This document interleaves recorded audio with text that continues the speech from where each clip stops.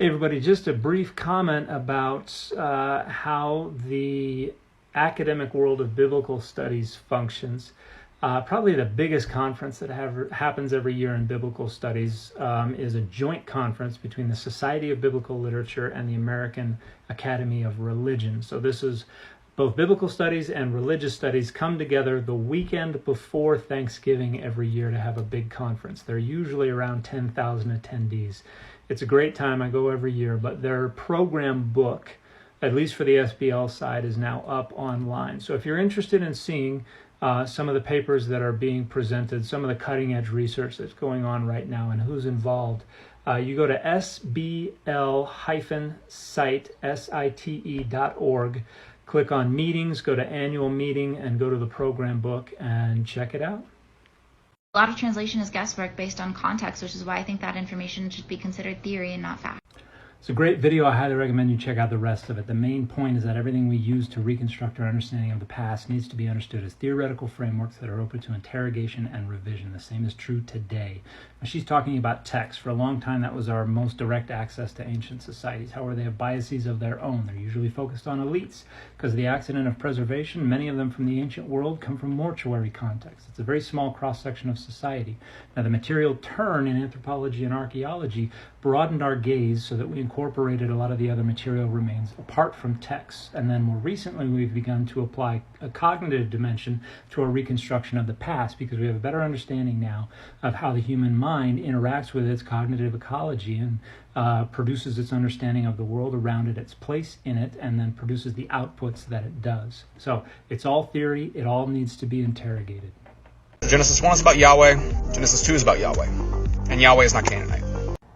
Great comments, Andrew. I hope you don't mind if I add a little bit more on top of that by mentioning that we don't really have any El-based creation accounts from Canaan.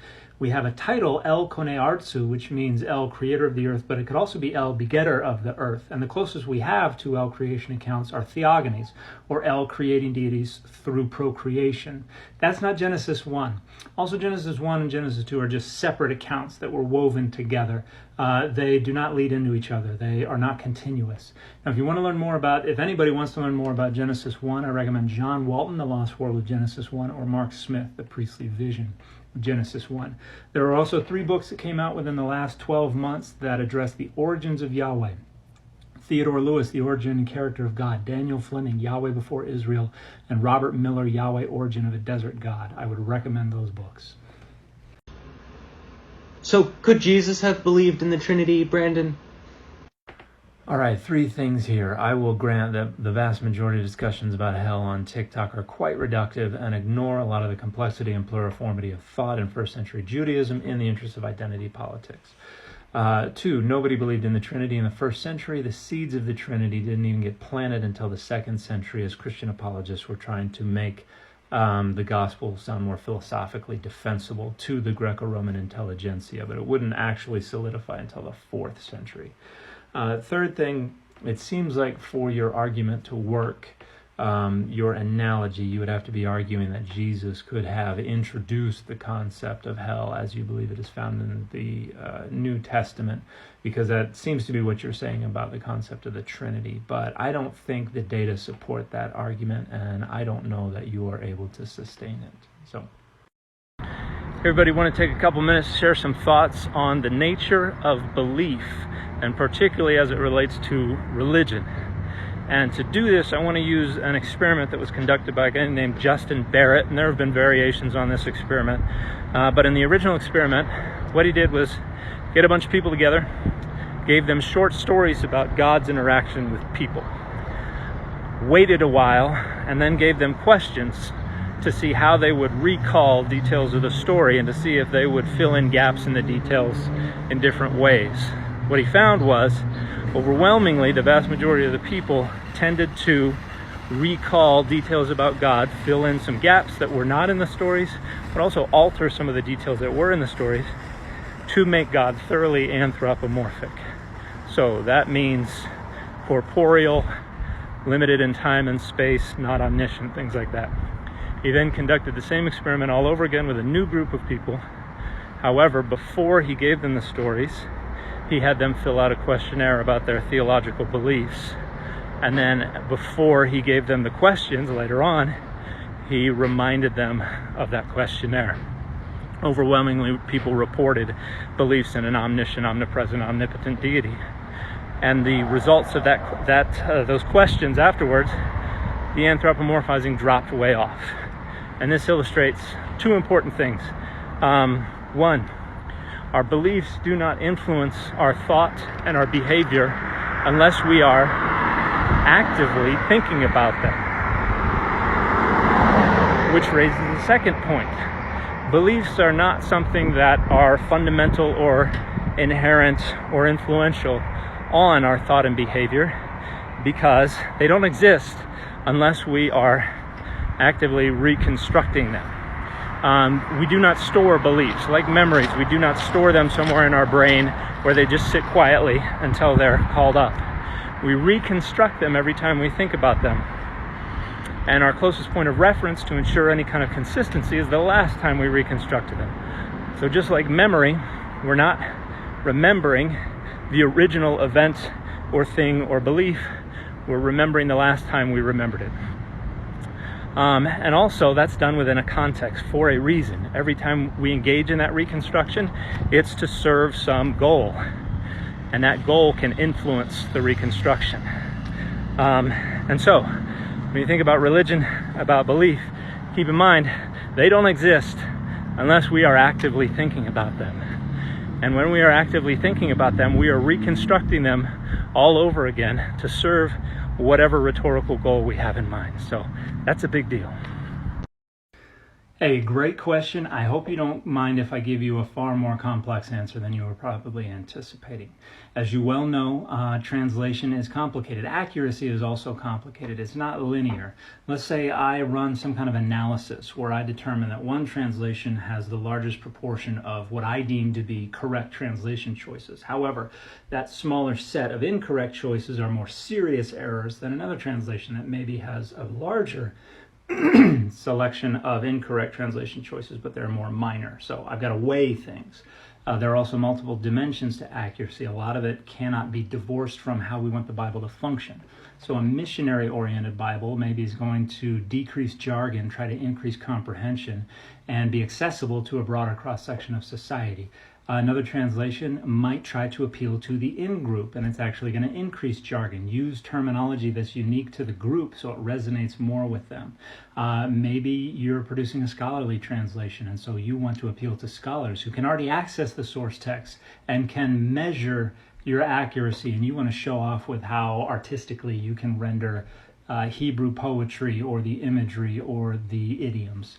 So all those things go into that. Now, the most popular three translations that usually come up in this kind of discussion are the NRSV, the New Revised Standard Version, the ESV, the English Standard Version, and the NIV, the New International Version. Of the three, I would say the NRSV is probably going to be pound for pound the most accurate. It certainly has its issues. However, it's going to be the most up-to-date with textual decisions and likely with translation philosophy.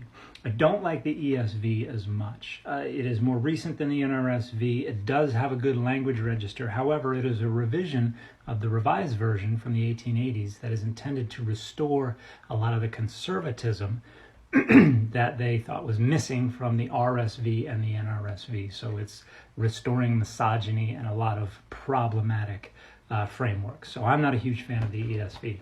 I'm also not a huge fan of the NIV. I think out of all these translations, it does the best at hitting that balance between accessibility and style. It is very readable and a lot of people really like it. However, it presupposes the inerrancy of the text, which means it's going to erase a lot of voices from the text if they conflict with other voices that are closer to the theologically correct beliefs of the translation committee. So, not a huge fan there either. If you just want a translation of the Hebrew Bible, you can't go wrong with Robert Alter. I think he does one of the best jobs in making those translation decisions, and he usually gives you his reasoning. However, it is aimed at a literary audience. Try to put on display the economy of Hebrew poetry, and so it does reduce comprehension a bit. What exactly is the standard that we judge which verses should be taken literal? Hey, some great thoughts in this video. I recommend checking out the rest of it. It's an important question. By what criterion do we determine what verses need to be understood literally and what verses need to be understood metaphorically? Now, that's a broad spectrum, and there are a lot of shades of gray in there. But if we don't understand the author's intended rhetorical goals, if we don't understand the conventions that they are used to and how they understand them, if we don't understand the historical, literary, linguistic context in which they are writing, there's a degree to which we have to provide our own interpretive lenses in order to determine where to draw those lines and where to divide up those shades of gray. And if we are not constantly on the lookout, what's going to happen is our own identity politics, our own structuring of power, our own interests are going to be providing those lenses for us. In 2017, he published a peer-reviewed paper with archaeological evidence for Moses.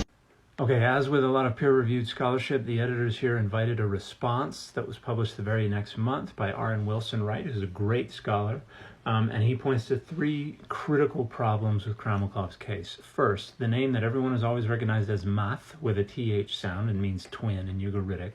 Kramlikov is going to say that the last letter is not a TH sound but an SH sound because the letters look close enough. They really don't, but he's just going to assert that. Second, and he's going to say Mash means Moses. Second, there are a couple of words that he reads in the inscription that are not actually in the inscription. He marks some of them as reconstructions, but others he doesn't. Third, there are meanings for a couple of words that Kramlikov is just going to arbitrarily assert without argument that no one has ever suggested work before. In fact, in Kramlikov's own lexicon on this language, he does not give those meanings for these words. Hey everybody, I was just made aware of this conference. It's coming up on November 4th, led by some great scholars. There should be some great papers. It will be held at Oxford, so if you're near there, you can go attend in person. It will also be online. The link to register through Eventbrite is down there. Shouldn't cost anything. And let me show you the schedule.